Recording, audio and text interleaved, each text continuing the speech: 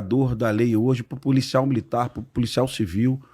O nosso grande problema é a lei de execuções penais, que é uma lei de 83 de dezembro do governo Figueiredo, ministro Ibrahim Abiakel. Tá? Então, essa lei que possibilita o bandido mudar de regime com 1/6 da pena, que é exclusividade do Brasil, não tem nenhum lugar do mundo, ela veio do regime militar. Sim. Né? Impressionante, pouca gente acredita nisso, as pessoas me criticam quando eu falo. Mas é verdade. Veio do Figueiredo, né? O ministro Ibrahim Abiakel, no final do governo Figueiredo.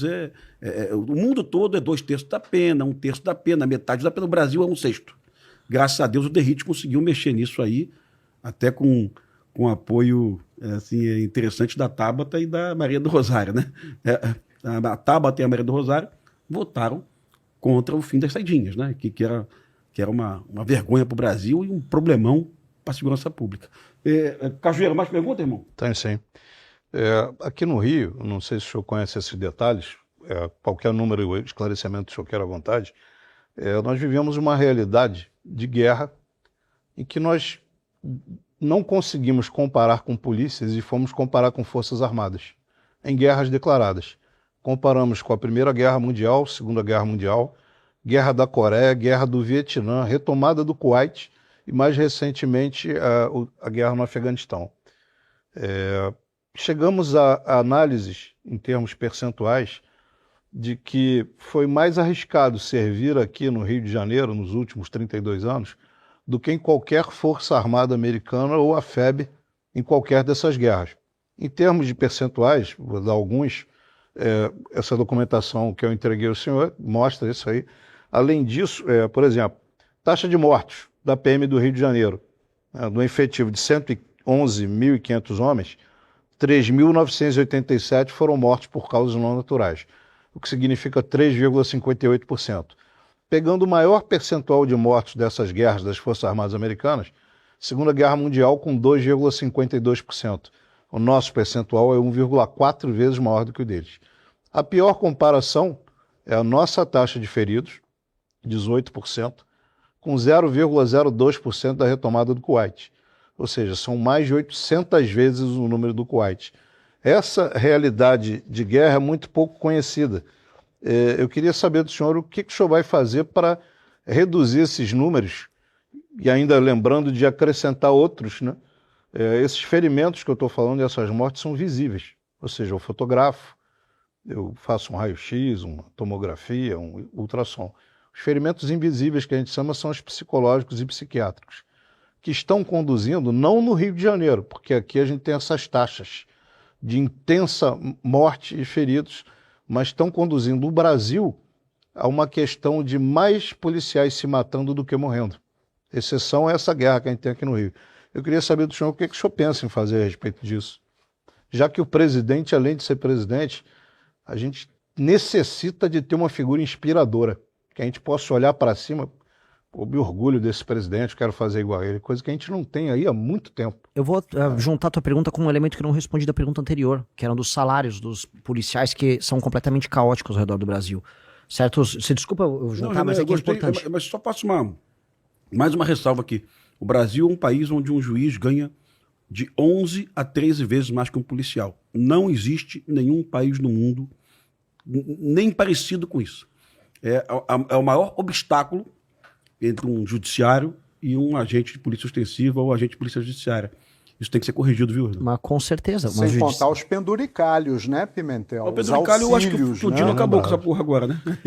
Vamos ver. Vamos ver. Eu acho que assim, por incrível que pareça, também eu tô fazendo agora o parênteses do parênteses, o Flávio Dino, o saldo dele, por enquanto, é positivo no STF. Disso, ele tá indo pra cima das emendas e ele tá indo pra cima desses penduricalhos. Exato. Tanto que eu, como presidente da República, vou usar o Dino nesse sentido institucional de maneira muito, muito frequente. Quero destruir os modelos de emenda como tem e os penduricalhos precisam ser resolvidos. É que o que acontece no Brasil é que a polícia militar, vamos começar, a polícia militar ela tem um status institucional diferente por ser militarizada, então não consegue pleitear os benefícios como a polícia civil consegue, e não estou falando aqui que a polícia civil está fazendo algo errado, só que tem um caos regional. Estados que não são capazes de se sustentar do ponto de vista financeiro, eles vivem de recursos que vêm de outros estados e eles pagam por vezes salários maiores. Para não falar só de policial, o professor no Maranhão ganha mais do que o professor em São Paulo. Agora, como vai o Maranhão no ranking do IDEB quando eu comparo com São Paulo? Um policial no Maranhão, tenho quase certeza, me corrijam, mas quase certeza que ele ganha mais do que um policial em São Paulo. Bem provável.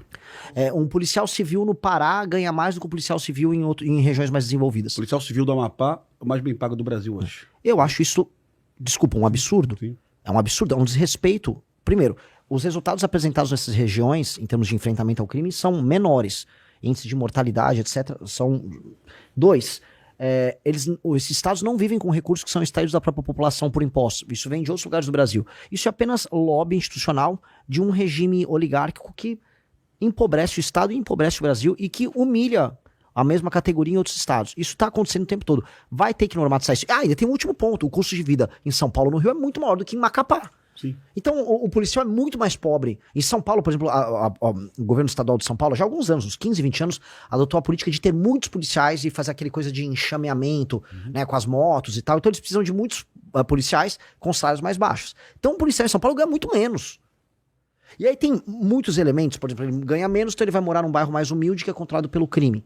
Coisa que a gente vai precisar fazer em São Paulo e no Rio, até que eu acho que não apenas melhorar a qualidade de vida, mas atentam para esse problema, é criar uma política de habitação para que o policial viva em regiões mais seguras nesse processo de transição de destruição do crime organizado. Vilas militares. Exato, eu vi isso nos Estados Unidos. Sim. Tem que ser protegido, tem que tirar ele, vamos dizer, da proximidade com alguém que pode gerar dano pra ele e pra família dele. E não só dano, porque quando você tá convivendo com o cara que comete o crime, você começa a criar leniência com o crime, leniência com o comportamento. E você tem até a cooptação, eventualmente, de um policial pra um sistema relacional criminoso. Então, precisamos fazer esse isolamento. Até uma política de habitação de crédito consignado ao salário dele, para que a pessoa consiga adquirir com um valor especial um apartamento em outro lugar. Precisamos fazer isso. Agora, na tua pergunta que envolve a mortalidade, eu tenho que ter a humildade de dizer aqui que eu não sou eu seria o comandante em chefe do Brasil para fazer o enfrentamento ao crime. Agora eu vou entrar no detalhe e falar qual política eu, como presidente da República, vou adotar, política técnica no enfrentamento no campo de batalha. Isso vai ser para o time nosso que vai administrar não só a parte de segurança, no ministério nosso que tem que agregar tudo, mas na nossa relação com os governadores, num estado maior que a gente precisa fazer para destruir o crime organizado no Brasil, porque a vida policial vai importar muito. O que eu sei é, policial morreu, a família dele não pode esperar meses para receber a valor da pensão que a mulher tem, a esposa tem que ter. Isso tem que sair no máximo em 2 semanas. Tem que ser muito rápido. Policial termina processado por conta de uma operação. Se eu não conseguir alterar a lei rápido, eu vou colocar a Advocacia Geral da União para servir os policiais militares no Brasil. A própria Advocacia Geral da União, para fazer a defesa do policial. Porque hoje tem policial que tem que pagar, tem que fazer vaquinha para pagar o advogado dele para isso. Isso eu tenho condição de fazer, isso eu tenho, vamos dizer, institucionalidade para poder atuar, para colocar isso à disposição. Porque eu vou propor a guerra. E eu quero dessa vez, para acabar com essa mortalidade geral, reconhecer que nós estamos num estado de guerra, como o senhor colocou, e de maneira muito correta, é um estado de guerra, só que um lado reconhece que é guerra. O crime sabe que é guerra. Ele cria músicas falando que é guerra, ele se arma para uma guerra, agora tá comprando drone inspirado numa guerra, e o outro lado finge normalidade. Pra mim não é fingir normalidade, é fingir demência quando a gente não aceita que é guerra. E o que eu vou propor pras polícias é, eu vou te dar o direito a ter a guerra final contra eles. Vamos retomar os territórios, vamos mudar a legislação e vamos vencer eles. E depois de vencer eles, adotar as políticas, que é a parte mais difícil, de tornar os lugares, os territórios e as ruas brasileiras habitáveis e que não sejam novamente cooptados pelo crime. E aí é isso o desafio, é isso o desafio de um trilhão de reais, que é tornar o Brasil habitável. Se a gente conseguir isso, que é o pós, aí esses policiais não apenas não vão morrer mais, mas a gente vai viver num país decente. Esse é o grande desafio. Pimentel, então só para esclarecer, o candidato a ser eleito pretende criar o Ministério da Segurança Pública. Em um estado maior. E o mais importante, um estado maior. É colocar a AGU para defender o policial. Isso é uma proposta bem inédita e ousada, viu?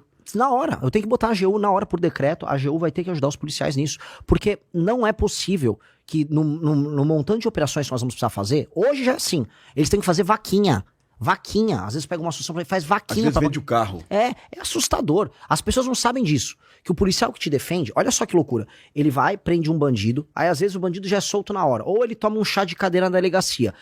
Outra coisa que tem que ter, período máximo pra ser lavado o BO, o policial deixou o bandido lá, ele não pode ficar 8 horas numa delegacia parado. Às vezes o bandido vai solto antes que o policial tem que cumprir aquele trâmite burocrático. Isso é uma coisa que também cansa eles. O policial não pode ver depois o juiz pegar todo o trabalho que ele teve de colocar a vida em risco dele e depois meter lá, não, vou soltar. Isso é um absurdo total e completo. Hoje um policial que tá na rua cumprindo o trabalho dele, ele é um louco. Ele é um louco. O que ele tá fazendo assim, ele tá participando de uma guerra inglória em que o próprio Estado é inimigo dele. Então todos esses elementos têm que ser alterados. Então esse Estado maior tem que ser montado, porque se você tem um exército e o seu soldado é tratado de maneira desrespeitosa, você vai perder a guerra. E a gente tá perdendo a guerra. Então esse Estado maior, que é mais do que apenas, vamos dizer, uma coordenação, é um Estado maior, com reuniões recorrentes pra gente vencer uma guerra, e a gente tem que atestar que a gente tá em guerra. A gente tem que parar de negar. Aquele que nega que existe a guerra, ele vai ser... É igual uma pessoa que tá com câncer no pulmão e continua fumando. Esse é o Brasil. Ah, não, tá tudo bem. Tá, o Comando Vermelho agora tomou lá o Ceará, tá tudo bem. Não tá tudo bem. O Renan, não sei se você acompanhou há 45